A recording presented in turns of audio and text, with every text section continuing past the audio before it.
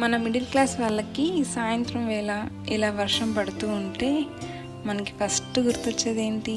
వేడి వేడి బజ్జీలు, వేడి వేడి చాయ్. సో మనం అప్పుడు వెంటనే వెళ్ళి శనగపిండి తీసుకొని కొంచెం ఉప్పు, కొంచెం సోడా పొడి వేసి వాటర్ని కొద్దిగా యాడ్ చేసుకొని కన్సిస్టెన్సీ మరీ వాటర్గా లేకుండా కలుపుకోవాలి.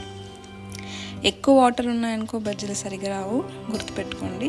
సో ఈ కన్సిస్టెన్సీ ఉంటే చాలా బాగా వస్తాయి. కొంతమంది ఏం చేస్తారంటే బజ్జీలలో స్టఫింగ్ కోసం ఇలా జీలకర్ర కానీ వాము కానీ ఉప్పుతో కలిపి మిక్సీ వేసుకొని ఇలా బజ్జీలు నిలువుగా కోసుకొని దాని మధ్యలో స్టఫింగ్ పెట్టుకొని బజ్జీలు వేసుకుంటారు. చాలా బాగుంటాయి, ఒకసారి ట్రై చేయండి. అలాగే పక్కన ఒక కడాయి పెట్టి దాంట్లో ఆయిల్ పోసుకొని ఆయిల్ బాగా వేడయ్యేలాగా చూసుకోవాలి. ఆయిల్లో బజ్జీలు వేసే ముందు ఫస్ట్ మనం ఇలా ఆయిల్ని ఒకసారి టెస్ట్ చేసుకొని దాని తర్వాత ఆయిల్లో బజ్జీలు వేసుకోవాలి. ఫ్లేమ్ మీడియం ఫ్లేమ్లోనే పెట్టుకోవాలి.